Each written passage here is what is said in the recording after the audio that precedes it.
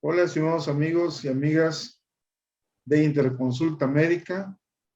El día de hoy vamos a platicar sobre el bloqueo regional por ultrasonido en este procedimiento anestésico, y lo haremos con un doctor que es especialista, que es profesor nacional e internacional, el doctor Víctor Blanco Martínez. Bienvenido, doctor Víctor Manuel Blanco Martínez.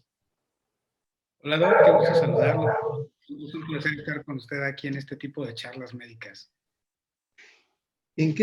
Bueno, este tipo de bloqueos, ¿para qué tipo de cirugías se va a utilizar? Porque nosotros recordábamos cómo antes se intubaba a los pacientes para cierto tipo de cirugías y esto incrementaba el riesgo anestésico. ¿Es correcto? Así es, Doc. A veces es difícil comentarle mucho de la situación de un procedimiento anestésico a un paciente cuando va a ser sometido a un acto quirúrgico. Y pues bueno, a veces es hasta un poquito pretencioso comentarle todos los beneficios que puede tener con esta boga de la anestesia regional. Anteriormente, como bien lo dice Doc, había muchísimos riesgos en un procedimiento anestésico porque el procedimiento anestésico por sí mismo tiene riesgos inherentes, tal como sucede en la anestesia general, desde el momento de la intubación, la estabilidad hemodinámica, el transoperatorio, etcétera. Siempre existía un poquito más de riesgos para los pacientes. Y actualmente con la boga del advenimiento de los avances tecnológicos, pues bueno, el ultrasonido nos ha permitido abrirnos puertas en todos los ámbitos de la medicina. Actualmente se ha considerado que es el nuevo estetoscopio en un área de choque de urgencias y en el área de procedimientos no solamente anestésicos, en general, pues bueno, los procedimientos diagnósticos, terapéuticos, mínimo invasivos, pues han sido increíblemente un avance genial en nuestros recursos como médicos. Y en anestesiología, este campo que todavía se podría considerar como nuevo, porque tiene aproximadamente 12 años ya en México establecido como tal, pues ha demostrado una serie de beneficios en todos nuestros pacientes. No solamente como hablar de la anestesia regional como una técnica anestésica pura, cuando alguien va a operar solamente del hombro, de la mano, que antes representaban obligadamente una anestesia general. Actualmente el hecho de utilizar una técnica regional con ultrasonido nos permite controlar el dolor en infinidad de cantidad de procedimientos anestésico-quirúrgicos, hasta una laparotomía, una cesárea, una mastectomía, una cirugía de scalp, etcétera. O sea, nos permiten, híjole, abordar prácticamente a todos los niveles, pero no solamente como técnica anestésica, sino como una técnica analgésica. De acuerdo. Entonces, por ejemplo, para una cirugía de clavícula, una fractura de clavícula, que fuéramos a colocar una placa, antes había que hacer una anestesia general. Y para quienes nos están viendo, en la anestesia general había que suprimir prácticamente ese proceso de ventilación, que normalmente más bien va a ser consciente, ¿no? El proceso inspiratorio es un proceso activo y luego es un proceso pasivo, la exhalación. Lo llevan a un estado en el cual deja de ventilar, entonces se utiliza la ventilación mecánica. Entonces, esto conlleva una serie de riesgos que, como bien dice el doctor, que es un experto, cuando colocan una anestesia supraclavicular o en ese paquete nervioso que va a llegar al brazo, pues se va a evitar todo esto, además de que pueden quitar el dolor posoperatorio.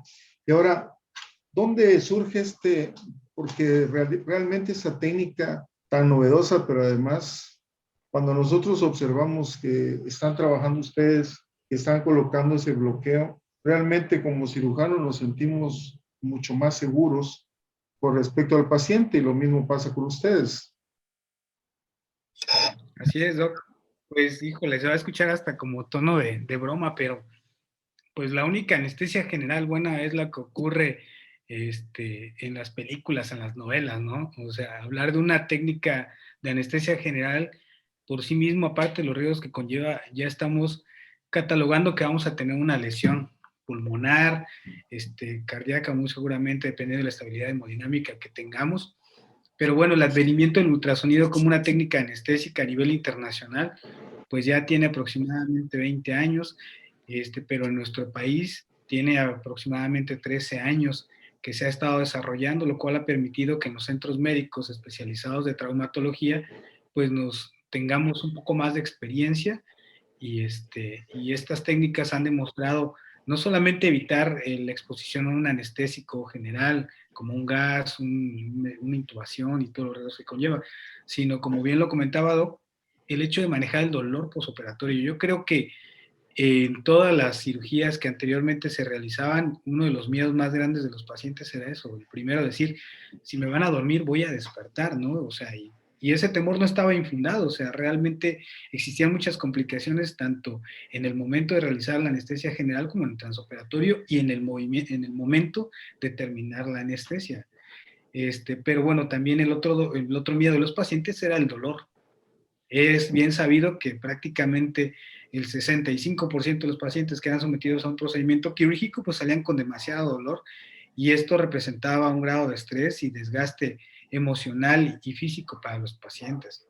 Ya no hablando del institucional, que representaba más recursos económicos, ¿no? Una inversión mayor en medicamentos y otras técnicas, pero bueno, la anestesia regional pues nos vino a ofrecer una herramienta en el área de anestesiología muy grande. Ahora, cuando se utiliza este tipo de anestesia, pues es primordial la valoración de ustedes. Esta valoración de ustedes para platicar con el paciente acerca de lo que es el procedimiento anestésico, ¿cuánto tiempo antes deberíamos hacerlo en un procedimiento que no es de urgencia? Pues lo ideal sería aproximadamente una semana antes. Yo creo que en una semana podemos ayudar mucho a mejorar las condiciones generales de un paciente que va a ser sometido a un acto quirúrgico. Recordemos, todos tenemos algún familiar, algún paciente o inclusive la persona misma, hemos sido sometidos a un procedimiento quirúrgico y en el momento en el que dicen, bueno, te tienes que operar, pues empieza el estrés del paciente, ¿no? El decir, ¿qué me van a hacer? ¿Cómo le van a hacer? ¿Me va a doler? ¿No me va a doler? ¿Y cómo va a ser mi recuperación?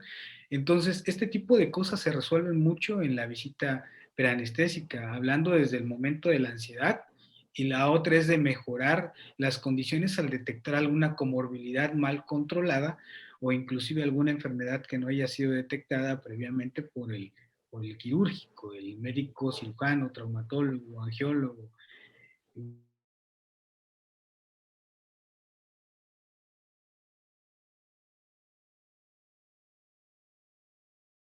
Para detectar todo lo que podamos y disminuir los riesgos del acto, aun cuando sea anestesia regional. Ahora, cuando ya hay alguien que lo han anestesiado y se quedó dormido y luego se despertó, y obviamente con las molestias de la garganta, en la actualidad, después de poner el bloqueo, si la persona está nerviosa, ustedes pueden sedarlo y dormirlo un poco, ¿verdad? Sí, sí, eso es exactamente algo que nosotros tratamos de cuidar mucho, el confort de un paciente, ¿no? El hecho de decir, me van a operar, pues en el 67%, 70% de las veces va a ser algo imperativo, o sea, muy pocas situaciones se presentan en el cual el paciente diga, yo quiero operarme, ¿no? Como ocurre en la cirugía plástica.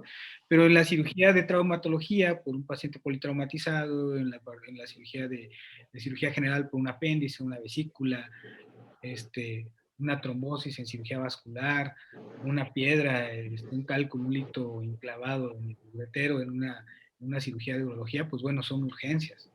A veces tal vez ese parteaguas de una anestesia preanestésica, pues tal vez no nos proporcione mucho tiempo para poder trabajar. Pero en general yo creo que el dar una anestesia regional siempre va a ser muy beneficioso para los pacientes, hablando de disminuir la ansiedad, el dolor y pues bueno, todo el desgaste que ocurre en un perioperatorio. Ahora, nosotros le pedimos a los pacientes sus preoperatorios y entonces estos serían estudios de sangre en los pacientes que son menores de 40 años, biometría hemática, química sanguínea, grupo IRH, tiempo de coagulación, que eso te permitiría ver el estado general. Ahora, si el paciente tiene diabetes, hipertensión, nosotros le pedimos además la valoración preoperatoria. ¿Por qué? Porque ustedes como anestesiólogos nos han enseñado que ese protocolo que está dentro de la normatividad de la salud, tenemos que hacerlo para que tengamos un riesgo menor o por lo menos tengamos los elementos para saber cuál es el riesgo del paciente. Entonces, si es mayor de 40 años, tenemos que pedir obligatoriamente el satélite-tórax, el electrocardiograma y la valoración del médico internista o el cardiólogo.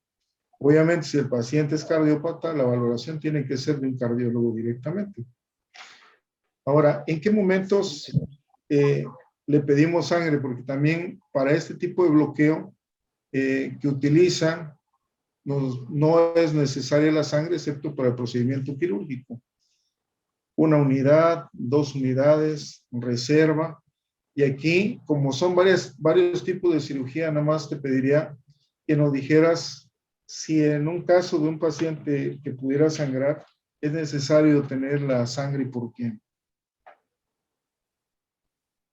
Sí, Doc, pues ahora sí, diríamos, según el sapo la pedrada, ¿no? De una manera muy, muy urbana. Pues, obviamente, el tipo de cirugía al que se va a someter un paciente va a ser el determinante de decir, voy a necesitar sangre, al menos disponible. Por ejemplo, una prótesis de cadera, que sabemos que el sangrado Sí, mínimo claro. va a ser de 300 a 500 mililitros.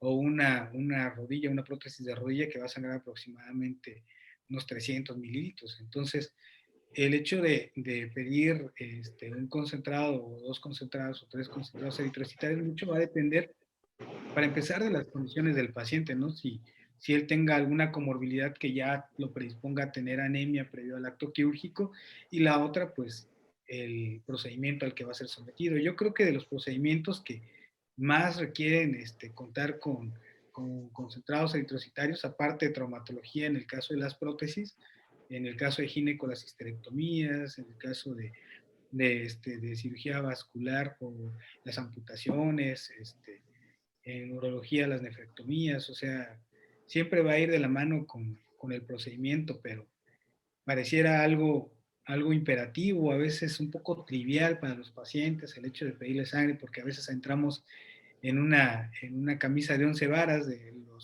las respetables creencias particulares, pero bueno, tomar en cuenta que el quirúrgico, el anestesiólogo, o sea, todo el personal médico que se encuentra inmerso en el acto quirúrgico anestésico, pues siempre va a trabajar de la mejor buena fe, ¿no? Y el hecho de pedir sangre no garantiza que se va a transfundir, solamente tener algo en reserva en la situación de una urgencia. Claro. Entonces, esta sangre contiene obviamente glóbulos rojos, glóbulos blancos, plaquetas, que va a ser necesario en el caso de que sea sangre total, y si es solamente concentrado globular, pues obviamente va a tener solo glóbulos rojos.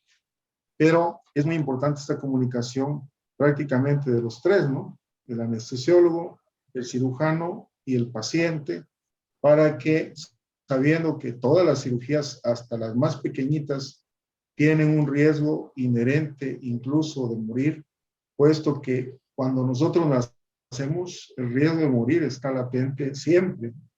Entonces, no podemos nosotros decirle a un paciente que no tiene riesgos.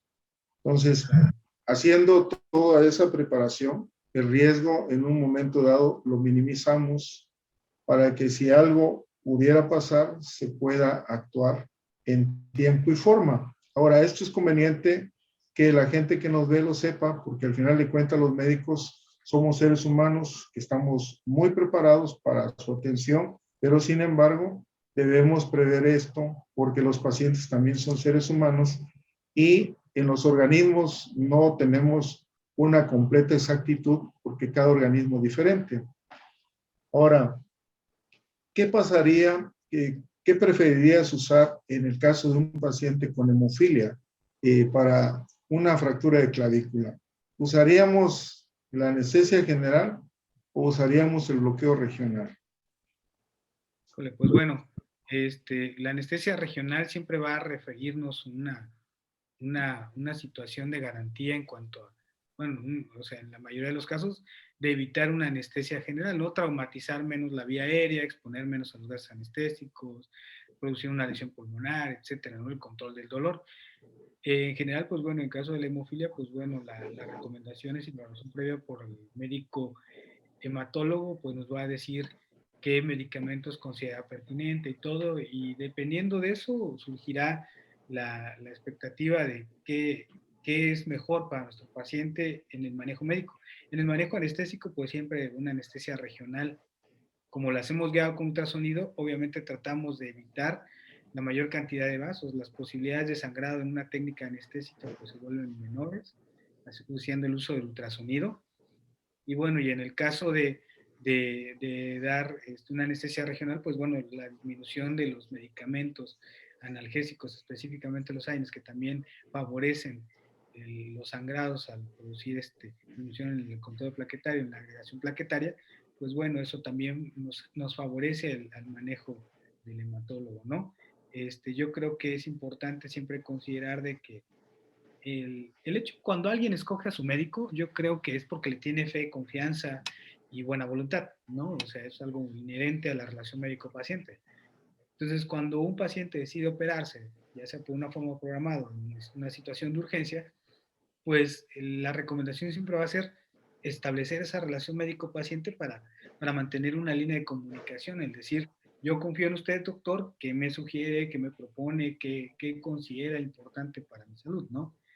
Y esa misma relación va ampliándose en el grupo con la visita preanestésica, con las personas que llevan el material de estos simples en el caso de traumatología. Entonces, es importante esa comunicación. Yo creo que esa parte que a veces se ha perdido en la situación institucional a veces, pero que siempre se conserva en el medio privado, pues es importante, ¿no? El paciente siempre debe mantener la confianza y la línea de comunicación con su médico.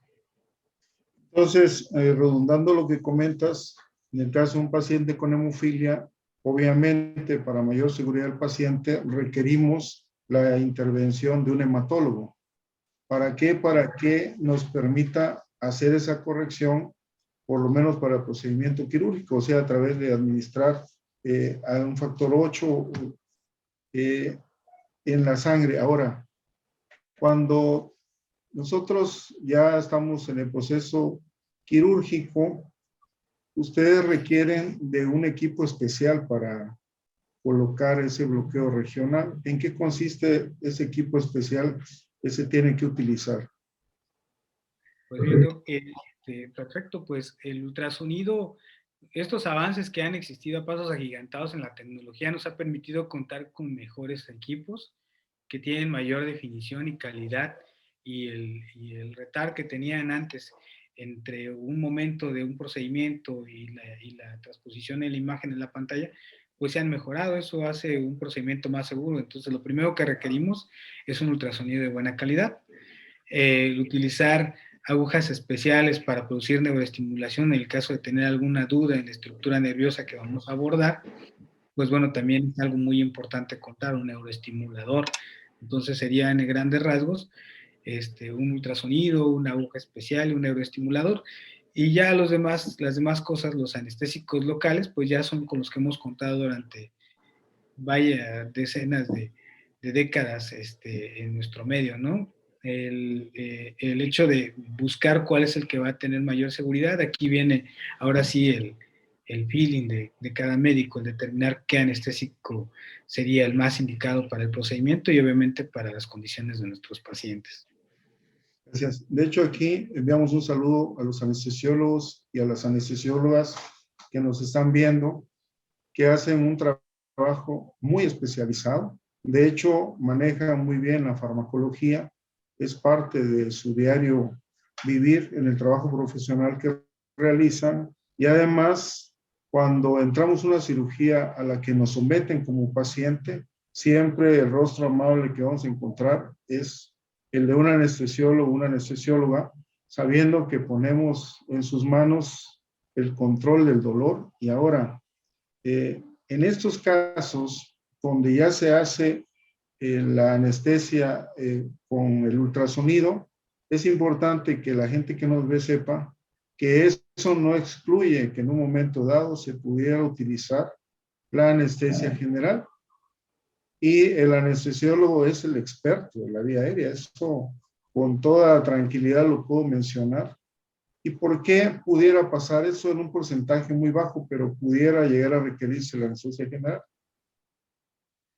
Claro, pues actualmente existen técnicas de anestesia regional y de analgesia para prácticamente la mayoría de, de todas las especialidades, todos los procedimientos. El hecho de decir, híjole, me someteré a una anestesia general, a veces nosotros lo dejamos en un segundo plano, cuando ya las características de la cirugía lo vuelven imperativo.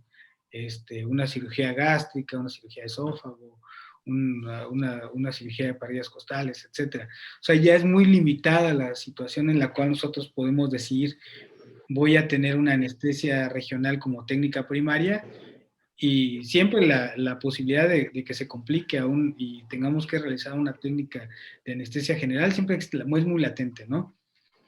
Pero en el hecho de tener la comunicación con el paciente, es decir, de qué lo van a someter, el sangrado esperado, las estructuras que van a tocar, obviamente pues nos dice, podrás hacer una anestesia regional para analgesia y una anestesia general que sea la técnica ideal para ese paciente. Ahora sí que la anestesia general siempre va a ser una posibilidad, sí, pero no en todas las situaciones. O sea, es aquí el hecho de decir podrá terminar en anestesia general va a depender mucho de las características de la cirugía a la que se va a someter, ¿no?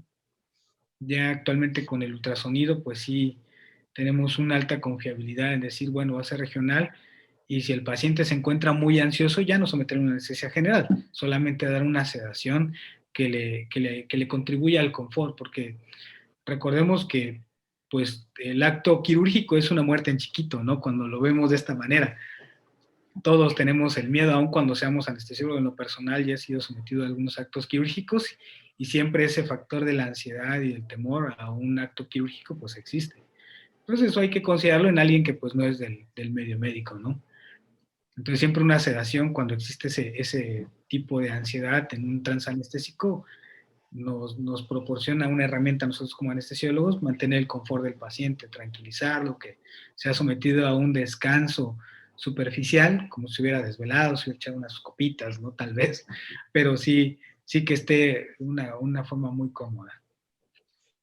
Bien, ahora ya para finalizar y obviamente agradeciendo esa disponibilidad que siempre tienes para interactuar con la gente, para que conozca más sobre estos procedimientos altamente especializados que están realizando anestesiólogos y anestesiólogas como tú, que cada vez hay más gente que maneja, más especialistas que manejan este tipo de anestesia.